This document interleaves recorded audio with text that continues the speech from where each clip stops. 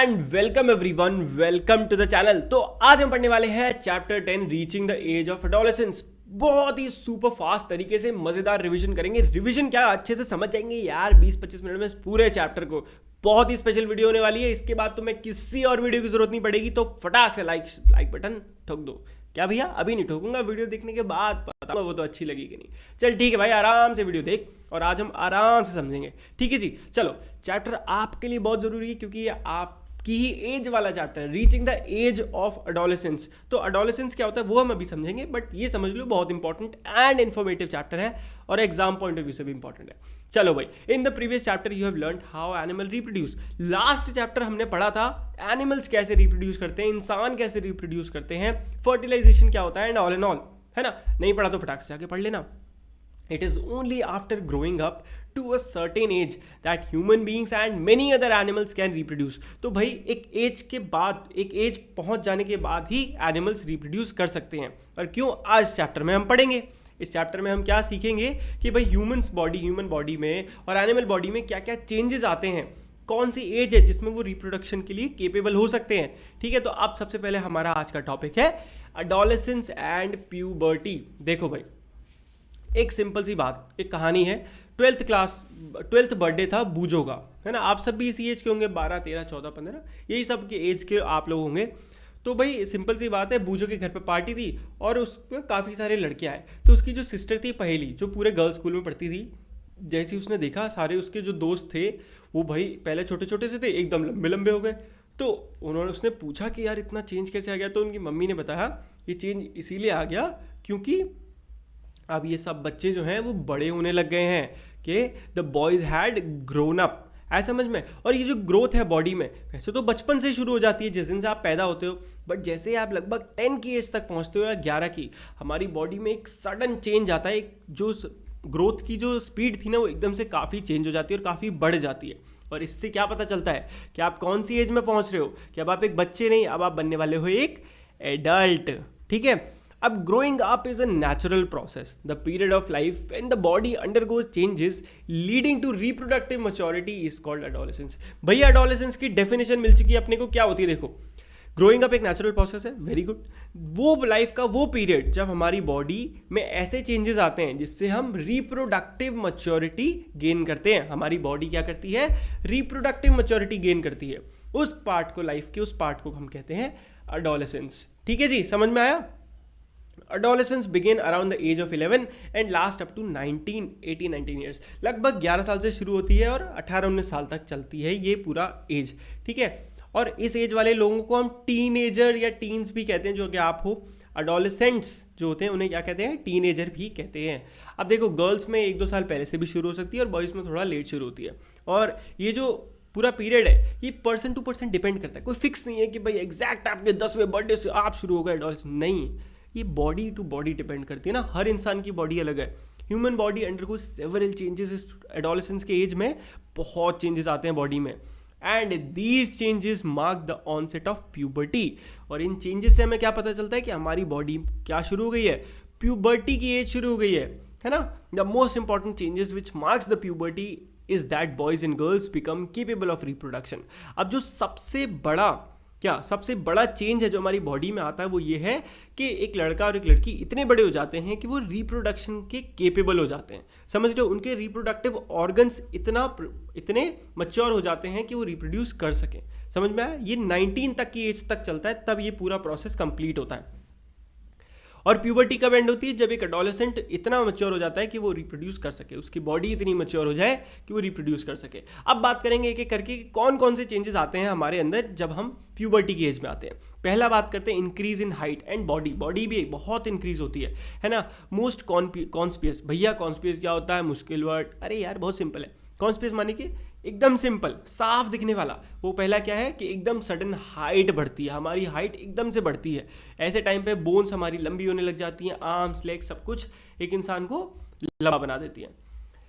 आया समझ में। चलो जी, अब initially girls grow faster than boys, but about 18 years of age both reach their maximum height. भाई देखो, स्टार्टिंग में लड़कियों की एज थोड़ी जल्दी बढ़ती है और लड़कों की थोड़ी लेट बढ़ना शुरू होती है, बट 18 की उम्र तक होते होते सबकी अपनी हाइट पूरी तरह पहुंच जाती है। कुछ की जल्दी शुरू, कुछ की बाद में शुरू, कुछ की पहले, कुछ की लेट, कैसे भी शुरू हो 18 तक और 19 तक मैक्सिमम सबकी एज पूरी पूरी हो जाती है।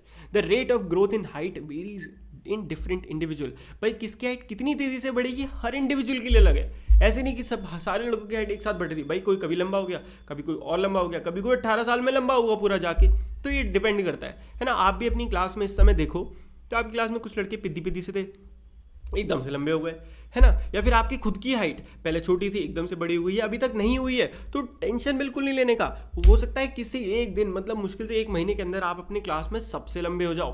तो ये सब कुछ पर्सन टू पर्सन डिपेंड करता है। आगे समझ में? चलो जी आगे बढ़ते हैं। There is no need for पहेली छोड़ो। All parts of the body do not grow at the same rate. भाई देखो बॉडी के सारे पार्ट एक रेट से भी नहीं बढ़ते। कभी कभी आर्म्स और लेग्स जल्दी लंबे हो जाते हैं, बट डोंट वरी, एक एज के बाद ये सब कुछ प्रोपोर्शनल हो जाता है, ठीक है। You must have notice that height of an individual is more or less similar to that of some family member. ये बहुत इंपॉर्टेंट है। जेनेटिक्स के बारे में आपको कहीं ना कहीं इस एज में पता होना चाहिए। देखो हाइट जो है ना वो किस पर डिपेंड करती है? जीन्स, और जीन से रिलेटेड हर साइंस को हम कहते हैं जेनेटिक्स। तो जेनेटिक होती है हमारी हाइट, यानी हमारे पेरेंट्स अगर लंबे हैं तो 99% चांस है कि हम भी लंबे होंगे। और जेनेटिक्स एक्यूरेट नहीं होता। ये मत सोचना कि अगर तुम्हारे पेरेंट्स छोटी हाइट है उनकी तो तुम्हारी भी पक्का छोटी ही होगी, सोच के बैठ जाओ। नहीं, अगर आप प्रॉपर न्यूट्रिशन लो, प्रॉपर एक्सरसाइज करो, तो बहुत चांसेस हैं कि आपकी हाइट जो है उनसे काफ़ी लंबी हो जाए। बट कहीं ना कहीं थोड़ा बहुत रोल प्ले करते ही हैं। समझ में आया जेनेटिक्स का क्या होता है? चलो जी अब बात करते हैं चेंज इन बॉडी शेप। अभी हमने हाइट की बात तो कर ली, अब बात करते हैं बॉडी की शेप में क्या डिफरेंस आता है। अपनी क्लास में आसपास जरा मुंडी घुमा के देखो, तुम सारे लड़के जो हो अब थोड़े चौड़े चौड़े हो गए, हट्टे कट्टे हो गए। अपनी छोटी क्लास के बच्चे को देखे ऐसे लगे यार पिद्दी है कि नहीं। तो एकदम से आप थोड़े चौड़े हो जाते हो, मूछें ऊँचे सी आने लग जाती हैं, ये सब चेंजेस आते हैं ना हमारी बॉडी में। ये क्या है? और वहीं आप अगर गर्ल्स में देखोगे तो क्या उनके जो वेस्ट लाइन से नीचे का एरिया थोड़ा चौड़ा हो जाता है, उनके अंदर भी बॉडी में चेंजेस आने लगते हैं, है ना। तो ये सारे चेंजेस प्यूबर्टी में आते हैं। वॉइस चेंज की बात करें, भाई लड़कों की आवाज़ भारी हो जाती है क्योंकि हमारे बॉडी का एक पार्ट होता है वॉइस बॉक्स, गले में फिट होता है, लैरिंक्स कहते हैं जिसको, वो ग्रो होना शुरू होता है। कभी कभी वो इतनी तेज़ी से ग्रो हो जाता है कि भैया आवाज़ फट जाती है, कुछ टाइम में वो ठीक हो जाती है। और ये जो गले में ऐसे बाहर निकल रहा होता है ना, ये नया नया हमारे डेवलप होता है, इसे कहते हैं एडम्स एप्पल।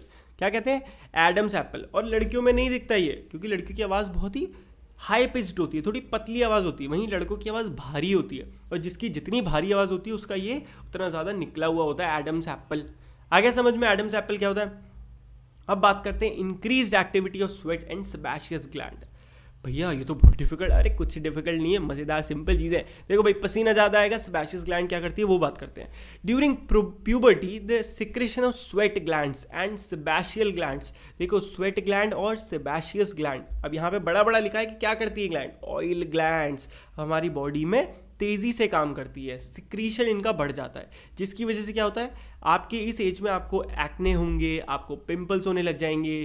क्यों? क्योंकि ये वाली जो ग्लैंड्स थी वो ज़्यादा सिक्रीट कर रही है क्या? हार्मोन। अभी हार्मोन के बारे में पढ़ेंगे, बट समझो ओवरऑल समझो, ये ग्लैंड्स हैं जिनका काम है हार्मोन्स निकालना, और इन्हीं हार्मोन्स की वजह से हमारी बॉडी में चेंजेस आ रहे हैं। समझ रहे हो? तो इसी की वजह से आपको पिंपल्स होते हैं, अलग अलग स्किन में कोई डार्क हो जाएगा, कोई कैसा हो जाएगा, चेंजेस आते हैं। डेवलपमेंट ऑफ सेक्स ऑर्गन्स की बात करते हैं, है ना।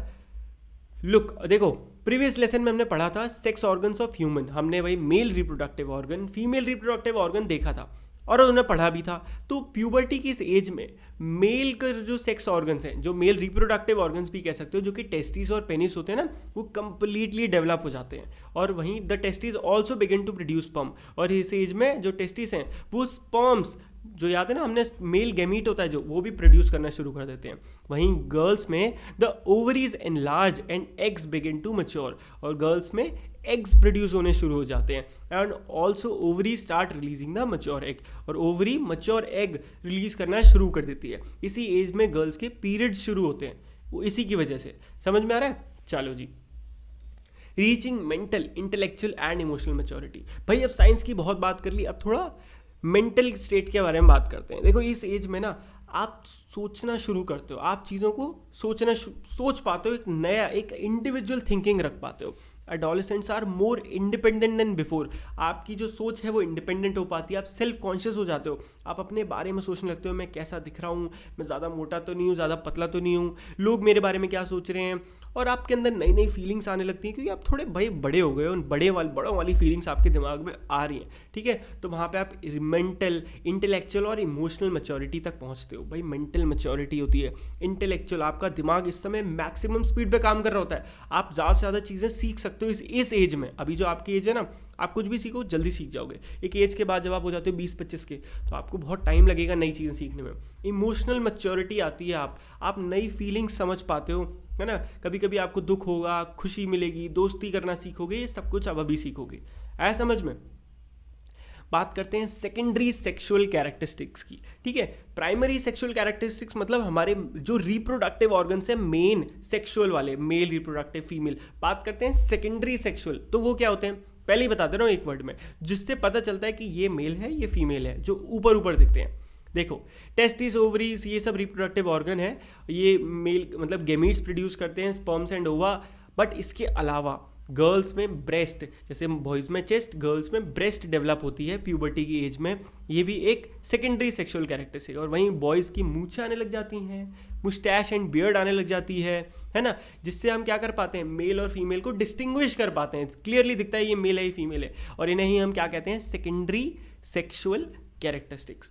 बॉयज़ में भाई चेस्ट पे बाल आने लग जाते हैं, और लड़की और चाहे लड़का हो, दोनों के ही कई जगह अलग अलग जगह बाल आने लग जाते हैं। जैसे कि आपके जो बगल कहते हैं ना, जो बगल में बाल आने लग जाएंगे, या प्यूबिक रीजन, आपका जो प्राइवेट एरिया होता है ना, वहाँ पे बाल आने लग जाते हैं। ये सारी जगह पे आपकी हेयर डेवलप होने लग जाते हैं। अब बात करते हैं बहुत ही इंपॉर्टेंट चीज़ की, वो क्या है, the changes which occur at the adolescence are controlled by hormones. भैया आपने ये सब कुछ पढ़ा दिया, ठीक है भैया, ये भी हो रहा है, ये हो रहा है। अब ये तो समझाओ कि ये सब क्यों हो रहा है, किसकी वजह से हो रहा है और कैसे हो रहा है। तो देख, एक वर्ड का आंसर है हार्मोन्स। हमारी बॉडी में रिलीज होते हैं हार्मोन्स, इसकी वजह से ये सब कुछ चेंज होता है ना। तो the changes which occur at the age adolescence are controlled by hormone. Hormone क्या होते हैं भैया, हार्मोन्स आर केमिकल सब्सटेंसेस। बस इतना ही समझना है, आगे की क्लास में पूरा समझ में आएगा, अभी के लिए बहुत है। और ये किन से रिलीज होते हैं, ये एंडोक्राइन ग्लैंड्स, हमारी बॉडी में अलग अलग ग्लैंड्स होती हैं जिनको कहते हैं एंडोक्राइन ग्लैंड्स, जो रिलीज करती हैं ये हार्मोन्स को, ठीक है। एंडोक्राइन सिस्टम बोल सकते हो।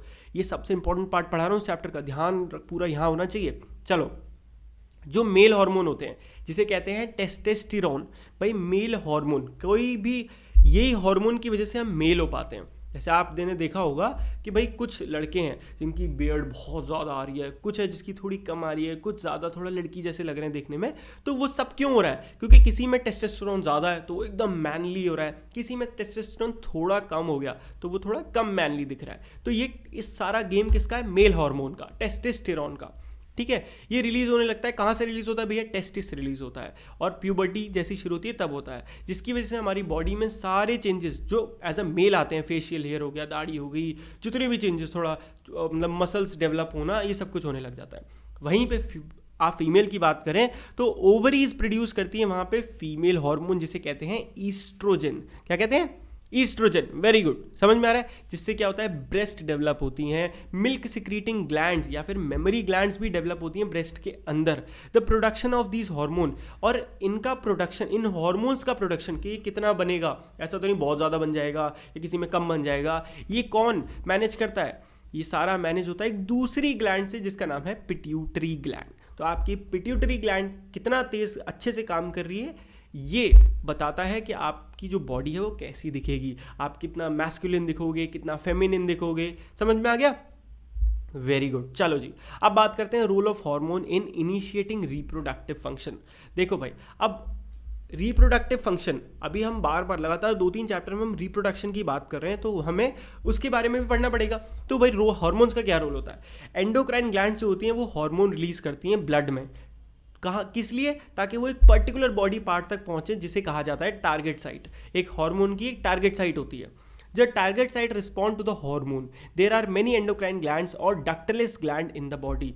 अब बहुत सारी ऐसी ग्लैंड हैं बॉडी में, देखो ऐसे समझ लो, एंडोक्राइन मतलब ग्लैंड, मतलब ऐसी ग्लैंड जिनमें कोई डक्ट ना हो, डक्टलेस ग्लैंड। डक्ट मैंने लास्ट चैप्टर में भी बताया था, पैसेज, आने जाने वाला पैसेज को डक्ट कहते हैं। तो ऐसी ग्लैंड जिनका डक्ट ना हो उन्हें एंडोक्राइन ग्लैंड्स कहा जाएगा, ठीक है।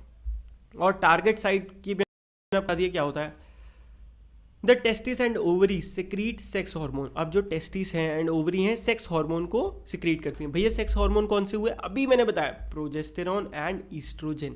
नो सॉरी, आपका एक तो टेस्टेस्टेरॉन, एक तो मैंने थोड़ा सीनियर क्लास से बोल दिया, उस पर बिल्कुल ध्यान मत देना, टेस्टेस्टेरॉन एंड ईस्ट्रोजन, ठीक है। चलो, तो अभी आपने जस्ट पढ़ा कि hormones are responsible for male and female secondary sexual characteristics. इसके अलावा भी sex hormone are under control of hormones from the pituitary gland. यही सेक्स हार्मोन जो है ये अगेन किससे कंट्रोल होते हैं, पिट्यूटरी ग्लैंड से कंट्रोल होते हैं। The pituitary secretes many hormones, one of which makes ova mature in the ovaries and sperm from the testis. अब देखो, जो हमारी पिट्यूटरी ग्लैंड है वो बहुत सारे और भी हार्मोन रिलीज करती है। उन्हीं में से कुछ हार्मोन ऐसे होते हैं जो एक फीमेल बॉडी के अंदर, बता रहा हूँ, जो एक फीमेल बॉडी में ये, अब एक बात सोचो, ओवरीज से एक एग रिलीज होगा जो यूट्रस तक जाएगा, है ना, मतलब आपका ओवाडक्ट से, डक्ट से होते हुए। अब बॉडी को कैसे पता चलेगा कि वो रिलीज होना है, उसके लिए पिट्यूटरी ग्लैंड एक हार्मोन रिलीज करेगी, ठीक है। और वो हार्मोन जब पहुंचेगा टारगेट साइड जो ओवरीज है वहां तक, तब ओवरी को पता चलेगा कि ठीक है, अच्छा मुझे अब एग रिलीज करना है। तो सारा जो मास्टरमाइंड है हमारे दिमाग में, हमारी बॉडी जो ब्रेन में होता है, पिट्यूटरी ग्लैंड जो होती है हमारी ब्रेन के नीचे बैठी होती है, पूरी बॉडी को कंट्रोल कर रही होती है। अब ये चार्ट देखो, hormones from pituitary stimulate testis and ovaries. अब जो टेस्टिस, पिट्यूटरी जो होती है हार्मोन, वो स्टिमुलेट करती है टेस्टिस को, ओवरीज को, कि वो टेस्टेस्टेरॉन मेल में और ईस्ट्रोजन फीमेल में रिलीज करे कि भाई बॉडी में ये वाला हार्मोन निकालो, तुम्हारा काम है ये, वो याद दिलाती है। Release in the blood stream and reach parts of target site. और ये निकलती कहाँ से, ब्लड स्ट्रीम में, और कहाँ पहुँच जाती है, टारगेट साइट पे। उसके बाद stimulate changes in the body of onset of puberty. और प्यूबर्टी आने पे ये बॉडी के अंदर चेंजेस क्रिएट करने लगती है। चलो, अब बात करते हैं reproductive phase of life in humans. Reproductive phase of life in humans, देखो, adolescents become capable of reproduction when their testes and ovaries begin to produce gametes। adolescents जो अभी हमने बात करी, ये जो एज होती है, आप तब केपेबल हो पाते हो रिप्रोडक्शन के लिए जब आपके जो सेक्स ऑर्गन्स हैं, जो कि टेस्टिस है और ओवरीज है, वो पूरी तरह कंप्लीटली मच्योर हो जाते हैं। The capacity of maturation and production of gamete last for a much longer time in male than in females. यानी कि ये जो पूरा टाइम है मच्योरेशन का, ये फीमेल में बहुत जल्दी खत्म हो जाता है, वहीं मेल में ये एक बहुत लंबे टाइम तक चलता है, मतलब 19 साल तक वो पूरा मच्योर हो पाते हैं, वहीं फीमेल्स में जल्दी डेवलप हो जाता है। जैसे अब मैं आपको एक चीज़ समझाता हूँ, देखो हर चीज़ ना लॉजिकल है। जैसे आपने देखा होगा कि जो फीमेल की जो एज है जो शादी के लिए मानी जाती है वो कितनी है, अब तो थोड़ा चेंज हो गई, बट हम पहले की बात करते हैं जो नॉर्मली सबको याद रहता है, वो कितनी है कि 18। और वहीं जो मेल की होती है वो 21। तो मेल की एज हमेशा ज़्यादा होती है फीमेल से, वो इसी वजह से, क्योंकि फीमेल की बॉडी पहले मैच्योर हो जाती है, वो हमसे ज़्यादा स्ट्रांग होती है, और वहीं मेल में टाइम लगता है। देखो, in female the reproductive phase of life begins at puberty. ये 10 से 12 साल पे शुरू होता है and generally last till the age of approximately 40 से 50 साल तक। फीमेल में 10 से 12 साल पे शुरू हो जाता है, और 45 से 50 तक की एज जो होती है वो मानी जाती है कि ये रिप्रोडक्शन की एज है, इस बीच में बॉडी रिप्रोड्यूस कर सकती है, इसके बाद नहीं कर पाएगी। The ova begin to mature with the onset of puberty. जो ओवा, जो एग होता है, वो मैच्योर होना शुरू हो जाते हैं प्यूबर्टी के आते ही। वन ओवम मतलब वन एग जो मैच्योर होता है हर 28 से 30 डेज में, है ना, हर 28 से 30 दिन में एक एग मैच्योर होता है। And during this period the wall of uterus become thick.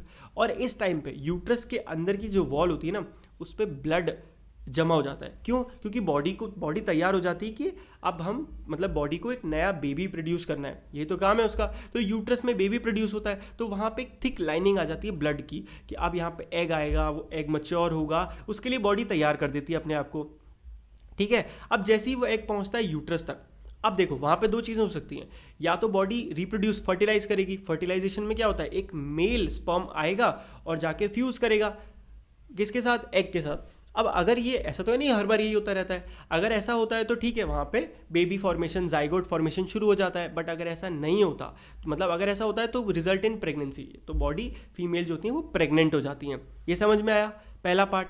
अब देखो, if fertilisation does not occur, अगर ये फर्टिलाइजेशन नहीं होता है तो वो जो रिलीज्ड एग था वो क्या होगा, and the thickened line of the uterus with its blood vessel are shut off. अब वो जो एग था वो कुछ टाइम बाद डिस्ट्रॉय हो जाएगा, और जैसे ही वो एग डिस्ट्रॉय होगा, बॉडी एक को ऑटोमेटिक पता चलता है। किसकी मदद से पता चल रहा है? पिट्यूटरी ग्लैंड की मदद से पता चल रहा है। ये मत भूलना कि क्या हो गया कि अब वो जो थिक थिक लाइनिंग आ गई थी यूट्रस में ब्लड की, वो अब किसी काम की नहीं है, तो वो सारी निकलने लग जाएगी। किसके? वजाइना के थ्रू, मतलब जैसे आप एक्सक्रीट करते हैं ना, वैसे ही वो उसके साथ निकलने लग जाएगा। इसकी वजह से क्या होता है? This causes bleeding in women which is called menstruation. और इसकी वजह से फीमेल्स के अंदर ब्लीडिंग होती है, यानी कि ब्लीडिंग यानी खून निकलना, और जिसे मेंस्ट्रुएशन कहते हैं। और menstruation occur once in about 28 से 30 डेज। ये जो मेंस्ट्रुएशन है ना, हर 28 से 30 दिन में होता है। इसे हम नॉर्मली पीरियड्स कहते हैं।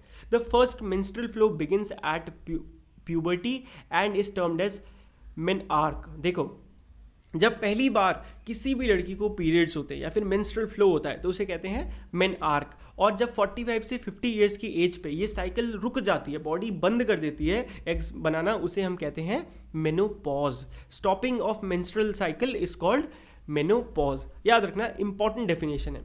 इनिशियली मेंस्ट्रुअल साइकिल में be irregular, it take some time to become regular. अब देखो, मैंने आपको बताया 28 से 30 दिन में होता है, बट भाई ऐसा नहीं है कि ये फिक्स है एग्जैक्ट 28 से 30 दिन, कुछ नहीं पता। बॉडी तो बॉडी है, कभी वो 26 डेज में मैच्योर हो जा रही है, कभी 30 मतलब ज़्यादा दिन ले रही है, 1.5 महीना हो गया, तो ये इरेगुलर हो सकती है, बट एक टाइम के बाद ये रेगुलर हो जाती है। ठीक है जी। Menstrual cycle is controlled by hormones. Menstrual cycle भी किससे कंट्रोल होती है? हार्मोन से होती है। The cycle include the maturation of egg, इसका release, thickening of uterine walls and break down if pregnancy does not occur. देखो भाई, मेंस्ट्रुअल साइकिल हार्मोन से कंट्रोल होती है, और इस साइकिल के अंदर क्या क्या होता है? पहला, मैच्योरेशन ऑफ एग, एग बनेगा। दूसरा, एग रिलीज होगा और कहाँ तक जाएगा? यूट्रस तक जाएगा। तीसरा, वॉल जो थी यूट्रस की जो वॉल थी वो थिक हो जाएंगी। किससे? ब्लड से। ब्लड आके उन पे उसको सॉफ्ट मतलब जेली जैसा ब्लड आके उस पर चिपक जाता है। एंड इट्स ब्रेकडाउन, और उस पूरे ब्लड का ब्रेकडाउन होना अगर प्रेगनेंसी नहीं होती है। In case the egg is fertilised, और अगर इन केस एग फर्टिलाइज हो जाता है तो वो क्या शुरू हो जाता है? डिवीजन शुरू हो जाता है। जाइगोट से एम्ब्रियो और एम्ब्रियो से फीटस। वो तो पूरा आपने प्रोसेस आगे का पढ़ ही रखा है। Very good. चलो अब बात करते हैं, how is the sex of baby determined. यहाँ पे सेक्स से मतलब उसका जेंडर कैसे डिटरमाइंड होता है, कि भाई वो मेल है होगा कि फीमेल होगा बेबी, है ना। ये हम इससे ये मत सोचना कि हम ये जानने की कोशिश कर रहे हैं कि पेट में जो बेबी है वो कौन सा है। हम बात कर रहे हैं, सिंपल सी बात है। देखो, एक मेल है, अभी आप साइंस के स्टूडेंट हो, इतना तो आपको सोचना पड़ेगा, और एक फीमेल है। ये मेल और फीमेल साथ आए और इन्होंने एक बेबी फॉर्म करा। अब भाई कौन सी वो साइंस है जिससे ये डिसाइड कर रहा है? साइंस, हमने science, nature, mother nature decide कर रही है कि जो होने वाला बेबी है वो मेल होगा कि फीमेल होगा। ये हम इस पार्ट में पढ़ेंगे कि वो बॉडी कैसे डिसाइड करती है। हम नहीं करते, कहीं तुम गलत ही सोचने लग जाओ। देखो, इनसाइड द फर्टिलाइज्ड एग और जाइगोट, जो फर्टिलाइज हुआ था एग जिसे जाइगोट बन जाता है, the instruction for determining of sex the baby, the instruction is present in the thread like structure. और ये जो इंस्ट्रक्शन होते हैं, पता है कहाँ प्रेजेंट होते हैं? ये उसी जाइगोट के अंदर होते हैं।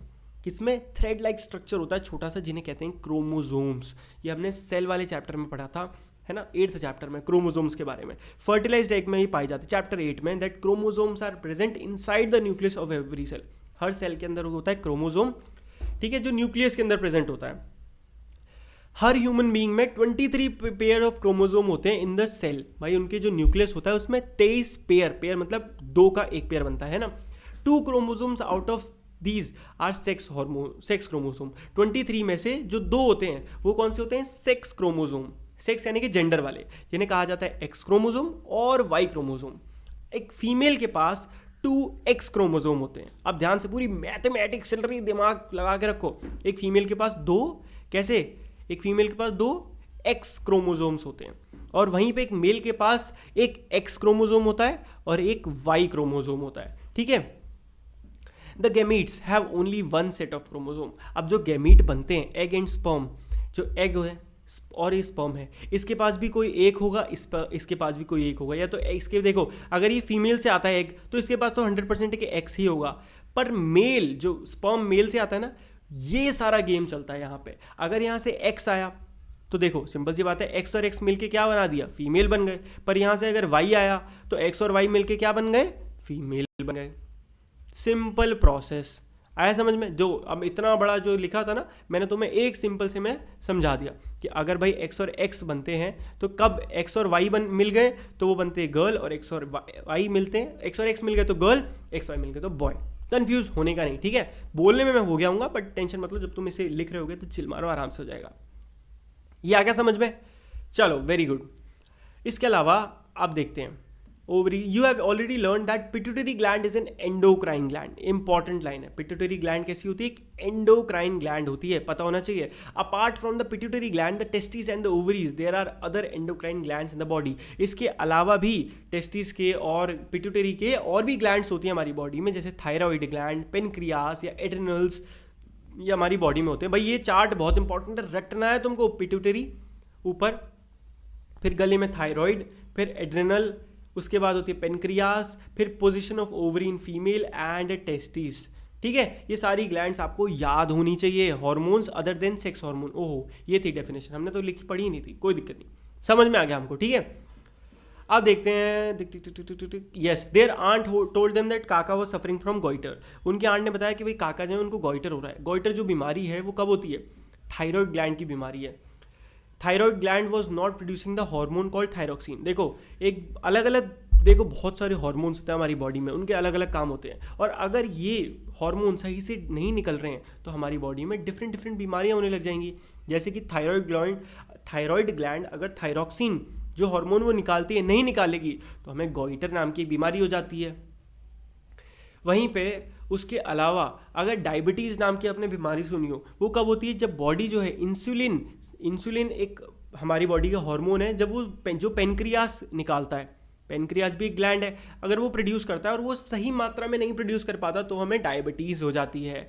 आया समझ में? और वहीं पे एड्रेनल ग्लैंड कौन सी होती है? देखो, सॉल्ट, एड्रेनल से also produce the hormone adrenaline. Adrenal आपने हमारी बॉडी में सुना होगा ना, आपने कभी नॉर्मली भी सुना होगा एड्रेनलिन मिल गया, एड्रेनलिन रश मिल गई। देखो क्या होता है, it helps the body to adjust to stress when one is very angry, embarrassed और वरीड। जब आपको एकदम इमरजेंसी वाली फीलिंग्स होती है, बहुत गुस्सा, एम्बैरेसमेंट, बहुत बेइज्जती हो गई है, बहुत टेंशन, तो हमारी बॉडी आपने देखा एक अलग फीलिंग में चली जाती है। जब आप बहुत गुस्सा हो अलग फील करोगे, मुंह लाल हो जाएगा, कान लाल हो जाएंगे। ये सब कुछ कैसे होता है? ये सब कुछ करती है एड्रेनलिन ग्लैंड। समझ में आया? चलो वेरी गुड। थायराइड और adrenal secrete their hormone when they receive order from pituitary. देखो, पिट्यूटरी जो है वो मास्टर ग्लैंड होती है, वो सारी ग्लैंड्स को बताती है कि भाई तुझे कितना कितना काम करना है। तो pituitary also secretes growth hormone. Pituitary जो ग्लैंड है वो ग्रोथ हार्मोन भी रिलीज करती है, जो कि किसी भी इंसान के लिए ज़रूरी है उसकी नॉर्मल ग्रोथ में। अब बात करते हैं role of hormone in completing the life history of insect and frogs. तो भाई इंसानों में तो एक बड़ा मेजर रोल प्ले कर रहे हैं हार्मोन्स, बट इंसेक्ट्स में भी तो कुछ तो होगा जो उनके हार्मोन्स को कंट्रोल करता होगा। तो देखो, आपने सिल्क वॉर्म के बारे में और टेडपोल के बारे में तो पढ़ा ही था ना, तो बिल्कुल हमारे इंसानों की तरह ही है। मेटामॉर्फोसिस किस किस को याद है? देखो, ये मेटामॉर्फोसिस की डेफिनेशन भी लिखी हुई है। जो चेंज, जो ट्रांसफॉर्मेशन होता है लार्वा का एडल्ट बनने में, उसे कहते हैं मेटामॉर्फोसिस, और ये पूरा कंट्रोल होता है इंसेक्ट हार्मोन से। और इंसेक्ट हार्मोन फ्रॉग में, सिर्फ फ्रॉग का याद रखना है, थायरोक्सिन, बिल्कुल इंसान की तरह। इंसान होते हैं ना, हमारे में थायराइड ग्लैंड होती है जो थायरोक्सिन प्रोड्यूस करती है, सेम चीज़ होती है फ्रॉग में भी। और ये थायरोक्सिन तब काम करता है अच्छे से जब वाटर जिसमें वो टेडपोल पड़े हैं उसमें आयोडीन हो। अगर आयोडीन कम होगा तो वो एडल्ट बन ही नहीं पाएगा, यानी कि मेटामॉर्फोसिस नहीं हो पाएगा। अब बात करते हैं रिप्रोडक्टिव हेल्थ के बारे में।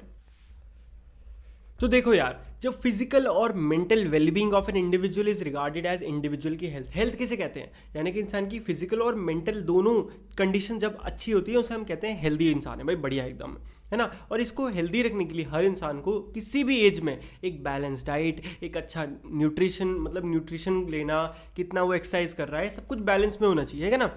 सब कुछ adequate physical exercise, personal hygiene, सब कुछ ध्यान रखना चाहिए। बट बात करें एडोलेसेंस एज की, तो इस समय पे ये और ज़्यादा इंपॉर्टेंट हो जाता है कि आप अपनी बॉडी का और ख्याल रखें।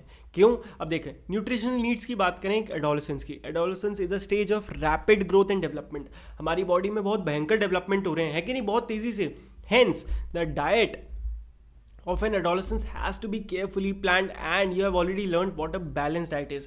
बहुत ही ढंग से होनी चाहिए। बैलेंस डाइट के बारे में आपको पता है, तो सिंपल सी चीज़ है भाई, आपको बैलेंस डाइट खानी ही चाहिए। देखो, ये कुछ है, इसमें कुछ ज़्यादा इंपॉर्टेंट नहीं है, बस यही लिखा है कि कैसे आपको सारी अच्छी अच्छी मीट खाना चाहिए, वेजिटेबल खाना चाहिए, फ्रूट्स खाने चाहिए, एग्स खाने चाहिए, ये सारी। और चिप्स टिन पैक्ड चीज़ें बिल्कुल नहीं खानी चाहिए। इससे भाई सिंपल सी बात है, आपकी हाइट वाइट रुक जाएगी, बॉडी नहीं बनेगी, तो अच्छा थोड़ी लगेगा। दूसरी चीज़ जो बहुत इंपॉर्टेंट है, सेक्शुअल हेल्थ में आता है आपके, वो क्या है? पर्सनल हाइजीन का बहुत ध्यान रखना चाहिए, है ना, कि भाई everyone should have a bath at least once every day, हर दिन आपको नहाना है। It is necessary for teenagers because the increased activity. और ये क्यों? इसलिए नहीं कि भाई तुम साफ रहो, उसके अलावा भाई हमारी बॉडी स्वेट ग्लैंड्स और ये सारी ग्लैंड्स बहुत तेज़ी से काम कर रही हैं। अगर आप रोज़ नहीं नहाओगे तो एक्ने हो जाएगा, बॉडी एकदम गंदी पड़ने लगेगी, आप समझ रहे हो। तो ये सारी चीज़ों के लिए हमारी बॉडी को हर दिन साफ रखना पड़ता है। उसके अलावा अगर क्लीननेस नहीं मेंटेन करोगे तो चांसेस हैं कि वहाँ पे बैक्टीरियल इन्फेक्शन, बॉडी में इन्फेक्शन हो जाएगा, आपके कहीं इन्फेक्शन हो रहा है तो बॉडी बहुत दिक्कत होगी, है ना। They should keep track of the, अब देखो इवन गर्ल्स में बात करें तो उनको क्लीननेस की स्पेशल टाइम, मतलब उनको बहुत ही ध्यान रखना पड़ेगा। मेंस्ट्रुअल फ्लो के टाइम पे उनको ट्रैक करना चाहिए कि उनकी जो साइकिल है वो कितने कितने टाइम बाद आ रही है। उसके अलावा सैनिटरी पैड्स, सैनिटरी नैपकिन या फिर होममेड पैड्स उन्हें यूज़ करने हैं, जो कि हर 4 से 5 घंटे में उनको चेंज करना चाहिए एज पर रिक्वायरमेंट। हर लड़की की अलग रिक्वायरमेंट है, ठीक है। फिजिकल एक्सरसाइज की बात करें तो walking and playing in fresh air keeps the body fit and healthy. All young boys and girls should take the walks outdoor game. देखो सिंपल सी बात यह है कि देखो चाहे इंसान किसी भी एज में हो, कहा जाता है ना कि यार उसको एक्सरसाइज करनी चाहिए, हेल्दी डाइट खानी चाहिए, बट आपकी एज में तो भाई एसेंशियल है। अगर आप नहीं खाओगे तो आपसे ज़्यादा नुकसान किसी को नहीं होगा। आपकी हाइट रुक सकती है, बॉडी कम काम कर सकती है, आप जितने अच्छे लग रहे हो उतने अच्छे नहीं लगोगे। तो इसीलिए आपको इन सारी चीज़ों का ध्यान रखना ही चाहिए। अब बस एक छोटा सा लास्ट टॉपिक रह गया है, वो क्या है, से नो टू ड्रग्स। देखो ये बहुत इंपॉर्टेंट चीज़ है, इस बात को समझना कि आपकी जो एज है ना, इसमें आपका दिमाग बहुत इवॉल्व होता है, आप नई नई फीलिंग्स आपके दिमाग में आती हैं, नई नई चीज़ों के बारे में जानते हो, ऐसा लगता है कि अब हमने फाइनली दुनिया देख ली, है ना। ऐसा होता है, हमारे साथ भी हुआ है भाई, हम भी इसी एज से निकले हैं। ऐसी एज में आपको बहुत सारी नई नई चीज़ें, सिगरेट, दारू, ड्रग्स हो गया या कुछ भी नई नई चीज़ें जानने को मिलेंगी। तो पता नहीं क्यों बॉडी को लगता है यार ये एक्साइटिंग है, पता नहीं, ऐसा हमें लगता है यार कुछ एक्साइटिंग, पता नहीं क्या ही कर लो अपनी बॉडी के साथ। बट समझने वाली बात यह है कि ये जितनी भी चीज़ें, चाहे ड्रग्स हो गया या कोई भी ऐसी दारू, सुट्टा, नशा, ये कैसी होती हैं, एडिक्टिव होती हैं, कि ये आपकी बॉडी के लिए पॉइजन का काम करती है। मतलब आपको दिमाग से, मेंटली आपको लगेगा कि आप अच्छा फील कर रहे हो, बट ये धीरे धीरे करके आपकी बॉडी को खोखला कर देती हैं। यानी कि जब आपका सही एज आएगी, मतलब आप 21, 22, 25 तक पहुंचोगे, आपकी बॉडी सड़ चुकी होगी, ना आप रिप्रोड्यूस कर पाओगे, ना आप हेल्दी रह पाओगे, ना आप एक हेल्दी लाइफस्टाइल रख पाओगे, क्योंकि आप पूरी तरह अंदर से बीमार हो चुके होगे। तो समझ रहे हो, इसीलिए ये सारी चीज़ें बहुत ध्यान रखना। उसके अलावा कुछ चीज़ें, एड्स जो होता है, एड्स आपने एक HIV वायरस की वजह से बीमारी होती है, इसके बारे में भी आपको पता होना चाहिए। सिरिंज की, अगर आपने सेम सिरिंज कभी नहीं यूज़ करनी है। बाल कटाने जाओ ना, देखो मैन टू मैन आपको बात बता रहा हूँ, बाल कटाने जाओ ना, वो उस तरह यूज़ करते हैं। हमेशा चेक करो कि वहाँ पे एक नया ब्लेड यूज़ हो रहा है। ऐसा नहीं हो रहा कि वो सेम ब्लेड उस तरह दूसरे बंदे के लगाया, आपके लगे चिपका दिया। ऐसा नहीं करना है, क्योंकि ब्लड से ब्लड ट्रांसफर होगा तो एड्स होने की पॉसिबिलिटीज़ रहती हैं। सेक्सुअल कॉन्टैक्ट से भी एड्स होता है, और इसके अलावा एक मदर से बेबी को भी एड्स हो सकता है ना। बाकी इस चैप्टर में ये सारी तो जनरल चीज़ें आप पढ़ोगे, आपका अपने आप हो जाएगा। ऑलमोस्ट पूरा चैप्टर खत्म हो गया। 20 मिनट की वीडियो आज हो चुकी है, एक्सेप्शनल केस में 30 मिनट की वीडियो, बट यार इंपॉर्टेंट था, मैं कुछ भी छोड़ना नहीं चाहता था। और अगर ऐसे भगाता आपको तो मज़ा नहीं आता, चीज़ें समझ नहीं आती। आई होप अब आपको अच्छे समझ में आया होगा। कमेंट करके ज़रूर बताना यार कि आज की जो 20 मिनट की वीडियो को हमने 30 मिनट की वीडियो बनाया, क्या वो वर्थ इट था कि नहीं, क्या समझ में आया कि नहीं अच्छे से, ठीक है। और वीडियो को लाइक कर देना जिस बंदे को वीडियो अच्छी लगी, क्योंकि जेन्युइनली कोई ऐसा फोर्स प्रेशर नहीं है। And do subscribe to the channel यार, अब मेरे चैनल को ग्रोथ करने के लिए बहुत इंपॉर्टेंट है। चैनल को सब्सक्राइब कर दो, आपके लिए खूब सारी वीडियोस इस चैनल पे आती रहती हैं। तो मिलते हैं नेक्स्ट वीडियो में, तब तक के लिए good bye, take care and मौज मस्ती करते रहिए।